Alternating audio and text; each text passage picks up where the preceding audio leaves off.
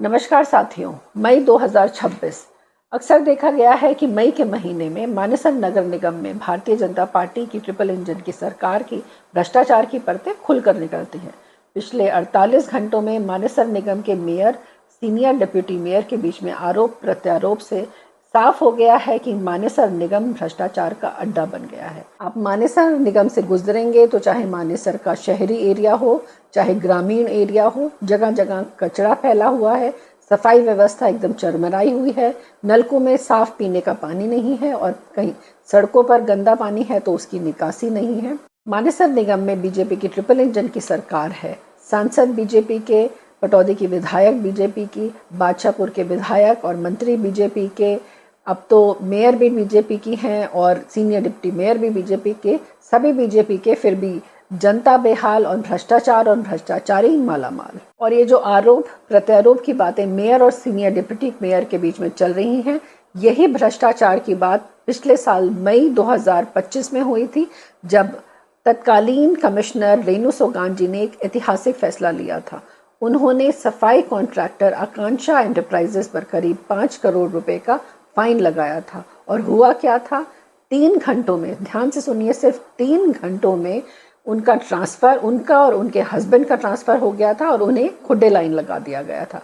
और मैं ऐतिहासिक इसलिए बोल रही हूँ कि क्योंकि भारतीय जनता पार्टी में कभी भी भ्रष्टाचार पर कोई कार्यवाही नहीं की जाती है। मानेसर निगम में आज भी गंदगी और भ्रष्टाचार, पिछले साल 2025 में भी गंदगी और भ्रष्टाचार, और इसके बीच में मानेसर निगम को हरियाणा की 87 म्यूनिसिपल बॉडीज में नंबर 1 पे स्वच्छता का पुरस्कार। यही है बीजेपी की ट्रिपल इंजन की सरकार का भ्रष्टाचार। 24 दिसंबर 2020 को मानेसर नगर निगम का गठन हुआ और ऐसा माना जाता है कि एमटी मानेसर और पटौदी और बादशाहपुर विधानसभा के 29 गांव की पंचायती जमीन और पंचायत के फंड्स को राजकीयकरण करने के लिए इसका गठन किया गया था। मानेसर निगम के गठन में म्यूनिसिपल कॉरपोरेशन के फॉर्मेशन के जो भी स्टैंडर्ड्स हैं उनको दरकिनार किया गया है। मार्च 2025 में जब मेयर का चुनाव हुआ, वो सिर्फ और सिर्फ 97,000 वोट्स पर हुआ, जबकि किसी भी और निगम में जो टोटल वोट्स हैं वो कम से कम 2 लाख होते हैं। कुछ ही दिनों पहले रेवाड़ी नगर परिषद का चुनाव हुआ, वहां पे टोटल वोट्स 1,40,000 से ज्यादा हैं, यानी मानेसर निगम से 40% ज्यादा। रेवाड़ी हमेशा से एक डिस्ट्रिक्ट हेडक्वार्टर भी रहा है, फिर भी वहां पे चेयरमैन बनता है, मेयर नहीं। इसीलिए मानेसर निगम का गठन हमेशा से विवादित रहा है और कहा जाता है कि इसका गठन जनता की भलाई के लिए नहीं, धन उगाई के लिए किया गया था। पिछले 5.5 साल में आया राम गया राम के तर्ज पर मानेसर नगर निगम में 9 IAS ऑफिसर्स कमिश्नर बने हैं। विनय प्रताप सिंह जी, मुनीश शर्मा जी, मोहम्मद इमरान रजा जी, यशपाल जी, साहिल गुप्ता जी, अशोक कुमार गर्ग जी, रेणु सोगान जी, आयुष सिन्हा जी, प्रदीप सिंह मलिक जी, जो कि एट प्रेजेंट कमिश्नर हैं। 5.5 साल में 9 IAS ऑफिसर्स, यानी एवरेज कार्यकाल 7 महीने का करीब। ये दिखाता है कि पूरा कंप्लीट एडमिनिस्ट्रेटिव इंस्टेबिलिटी है। मानेसर नगर निगम के गठन में पॉलिटिकल पेट्रनेज, इसकी कार्यशैली में एडमिनिस्ट्रेटिव इंस्टेबिलिटी, और जनता को मिल रहा है सिर्फ और सिर्फ इंफ्रास्ट्रक्चर फेलियर।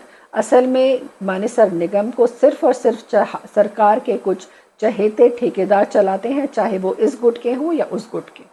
मेरा मानेसर निगम के कमिश्नर प्रदीप सिंह मलिक जी से, जो कि अपने बैच के टॉपर भी रहे हैं, उनसे निवेदन है और मानेसर की जनता को भी ये अपेक्षा है कि वो अगले 72 घंटों में एक प्रेस कॉन्फ्रेंस करेंगे और मेयर और सीनियर डिप्टी मेयर के बीच में जो भी भ्रष्टाचार की बातें सामने आई हैं, उसमें जो भी दोषी है उसको चिन्हित करेंगे और जनता के सामने उसे पेश करेंगे। मेरा मुख्यमंत्री नायब सिंह सैनी जी से ये निवेदन है, पहले भी करती आई हूँ, कि मानेसर नगर निगम के गठन पर एक वाइट पेपर लाएं और पिछले 5.5 सालों में जो मानेसर नगर निगम में भ्रष्टाचार फैला हुआ है उस पर इंक्वायरी करें और जनता के सामने उसे लेकर आएं। पटौदी क्षेत्र की जनता का ये मानना है कि मानेसर नगर निगम के गठन में करीब इन 5.5 सालों में 5,500 करोड़ से ऊपर का घोटाला हुआ है। कांग्रेस पार्टी अपनी इस मांग को हमेशा से दोहराती रहेगी और जब कांग्रेस पार्टी की सरकार आएगी तो इस पर इंक्वायरी जरूर होगी और दोषियों को सजा जरूर होगी।